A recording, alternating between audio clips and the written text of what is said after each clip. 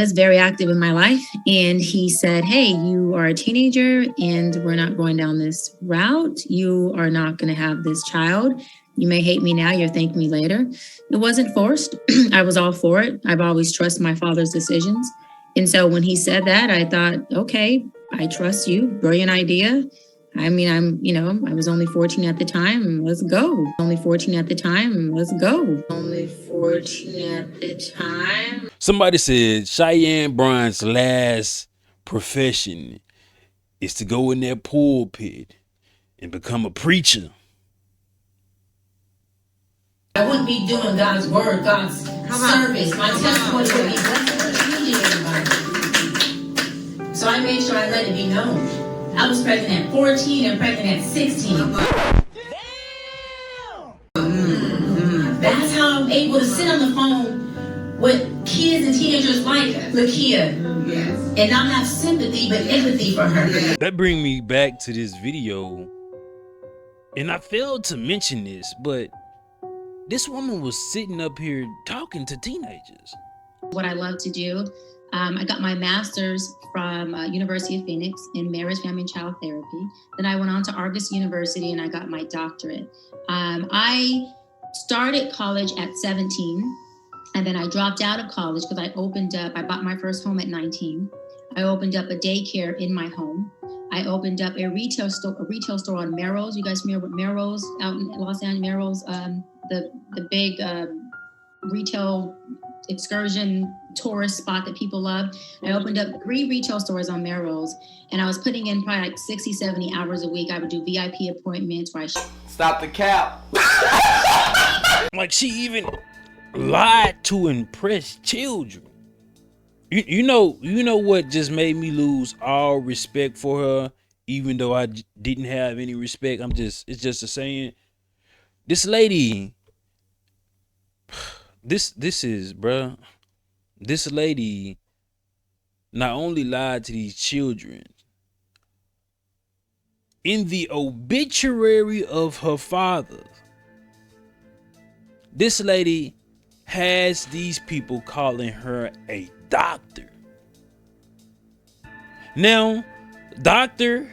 Dr. Bryant is something she trademarked to use as a name. But once you spell this particular word out, Doctor, you are indicating that you are actually a doctor. You put this on the obituary that's for your fathers. Now that's some crazy shit. Not judge her, but understand her. Okay? Not only guide her, but advise her from a place of I've been there. Amen. I know what it feels like to be afraid. I know what it feels like to be dark. Amen. I know what it feels like to say, I want out. How do I get there? What does it look like? Okay? I'm now taking the position of not believing anything Cheyenne Bryant has said. But after looking at this picture on the day of her 18th birthday, I can kind of believe she was a what we call in the black community fast. Now, this might get uncomfortable, but let's go down this rabbit hole of Cheyenne Bryant speaking about the teenage pregnancy. I see myself in all of them. You know, I was a teenage, I experienced teenage pregnancy. The only difference is, like I've said to them, you know, the difference is they have their choice in their action walking around every day to remind them, right, of them being a teenage mama bear. I didn't. I had my dad was and always and still is very active in my life. And he said, hey, you are a teenager and we're not going down this route. You are not going to have this child. You may hate me now, you'll thank me later. It wasn't forced. I was all for it. I've always trusted my father's decisions. And so when he said that, I thought, okay, I trust you. Brilliant idea. I mean, I was only 14 at the time. Let's go, whatever that means. And My parents were the last people I seen walking into the clinic and the first folks I seen walking out. When I say that to say, when I see all of them and the dogma, the trauma, the embarrassment, the judgment, how are you going to make it now that you have a child? You are shamed because you're a teenage young woman and you're pregnant and you're sexually active. And what are you doing? And all that stuff that comes with it. I get it. I get them. I understand them. I've been there. The abandonment that they experience, a lot of their abandonment behaviors that show up, they're familiar to me. They're not foreign to me. They don't show up in me in the same way now as a woman who's done her work, who every day meditates and heals and works with people all day, because I've had the leverage and advantage of doing the work for 13 plus years. And so sitting with them and seeing so much of myself in their behaviors, seeing so much of myself in Ashley's venom of her tongue. And when I seen this, I honestly believe she's actually telling the truth. I honestly believe this version of Cheyenne Bryant being her authentic self without trying to seek validation and attention. Now, we're going to get into a deeper conversation when we speak of teen pregnancy, and then that child mind is not fully developed to understand creating a life and also taking one. Her want to control everything because in her distorted thinking, it brings her safety when that's not it at all, right? And seeing Leah shut down from not wanting to be in love because being in love didn't work for her, and it caused her a lot of agony and pain. And so she just decided to throw it away, and not understanding that throwing away love is throwing away herself. And, hope deferred makes the heart sick, and her not understanding why her heart was so sick. But she's having a beautiful man there who's saying, I want to take on you and these kids, and I want to love everything about you. And she can't understand why he would want to do something so crazy like that, because she's thrown herself away a long time ago. This is the thing about Cheyenne Bryant disgracing her name. It's a high possibility that this woman has actually experienced this and can share that and actually help young women, children, and men. But when you go about seeking validation to a point of having this status behind your name, you seeking that more than you seeking to help somebody. Because what she's saying here is absolutely true. Because it might be something real that she has experienced. It's such a shame. And didn't see herself as lovable, right? And so she can understand why this man wants that. And she just shuts down because she's afraid of even feeling love. And so, me seeing myself in her and bars, abandonment issues. These feelings that she's expressing as if it's those young girls is actually hers. And it's not to say that these young girls don't feel a similar experience or feeling, but it is to say when Cheyenne Bryant talks, it's always projected on it being someone else. These are her experiences, and I think as a 43-year-old woman, she has not recovered for not being seen at these particular young ages. And it goes to say something to the parenting. But then it's like, do you believe Cheyenne Bryant? Because at one moment she'll say she didn't have supportive parents or a supporting cast. And then 2 minutes later, she says she has a supporting cast. So if we were to believe Cheyenne Bryant was pregnant at 14, had an abortion, at 16, had an abortion, y'all should see how Cheyenne Bryant talks when it comes to sex. I think this woman is just hypersexual, and she has been like that since a young age. What has caused that? She has never said anything about abuse, right? Not to my knowledge, but we'll get to it. Seeing all of those things that these folks were working through were stuff that I was able to see in myself, and I recognized it. And the beautiful part about it is I recognized it in them, and then was able to see how much it was healed in me. And those are the tools and tips I was able to give them and say, hey, look, all that brokenness, I had all that brokenness, and I took my broken pieces and I made peace from that. And this is a conversation within Black YouTube right now, a place I love to be, about young girls presenting themselves to be older than what they are and putting themselves in position to meet older men. We are having that conversation in this video.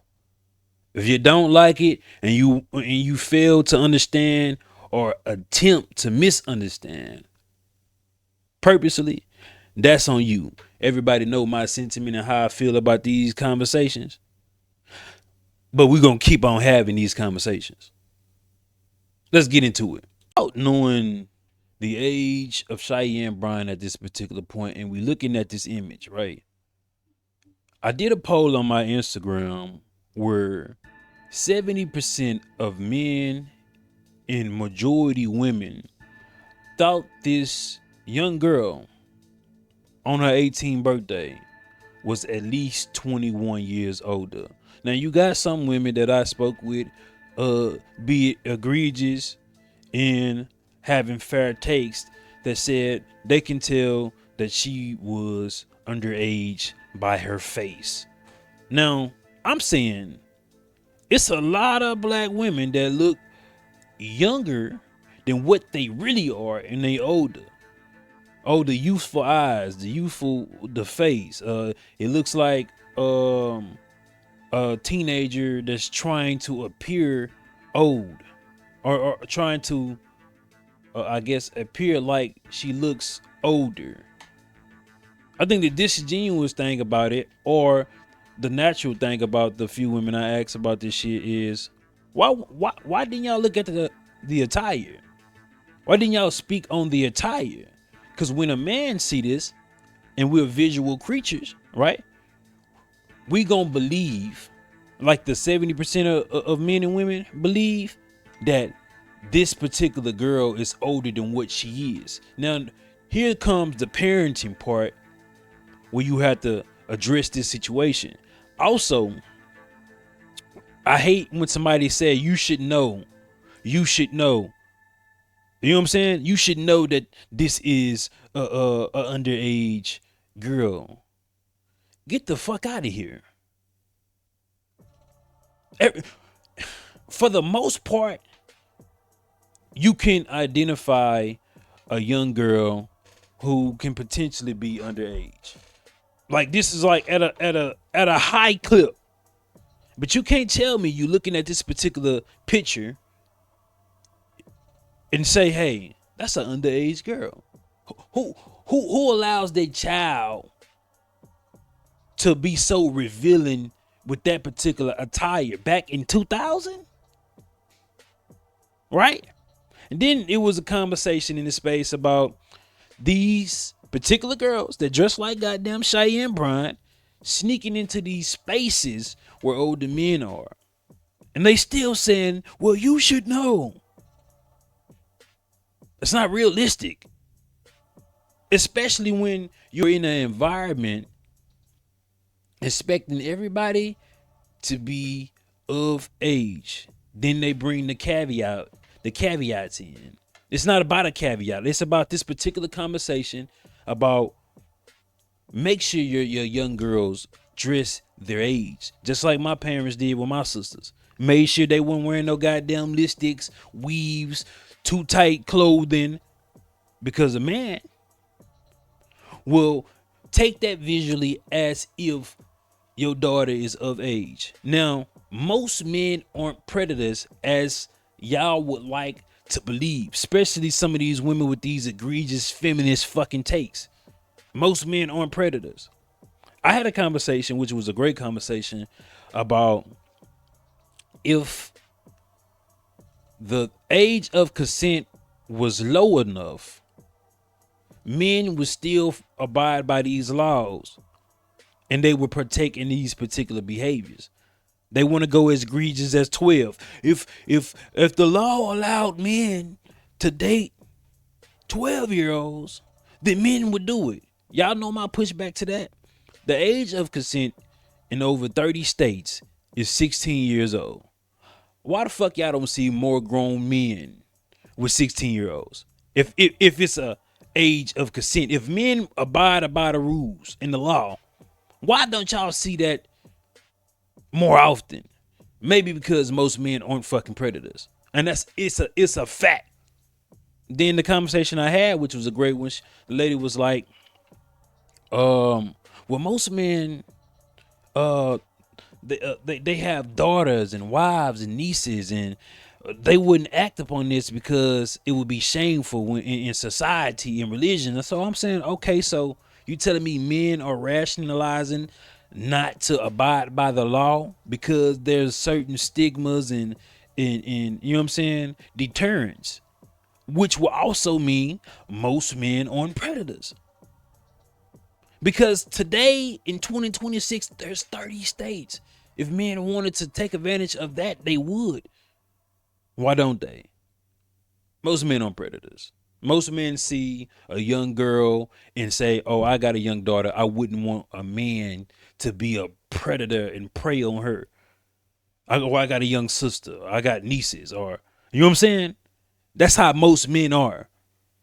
So when 2K and Philosophical in this space was having a conversation, I see people wanting to take what they had to say out of context, mainly because you don't like the nigga, right? Or mainly you have an agenda that you want to push on black men. We can't win for lose. We can't even have a conversation about uncomfortable things without being tagged with this PDF shit. I don't think it's fair. I really don't. I don't think it's fair. You know what I'm saying? And for women, well, women should be able to wear what they want. If I put up a hijab, how old is this woman? How visually attractive is this woman? Where are the key factors of knowing how old this particular woman is? If we should know, then it's disingenuous of me, right? No, it's just a realistic example, right? Of sometimes you're not gonna know, and once you do, as a man and as a woman, you do better and you act accordingly, morally, and abide by the goddamn law. You feel me? And I'm not saying because it's acceptable by law that it's right. One point in time, you can own slaves. That was by law. You feel me? One point in time, you could put hands on your wife because she didn't have no goddamn rights. Just because it's law doesn't make it right. And just because it's law don't make it wrong. Leave y'all thoughts, man.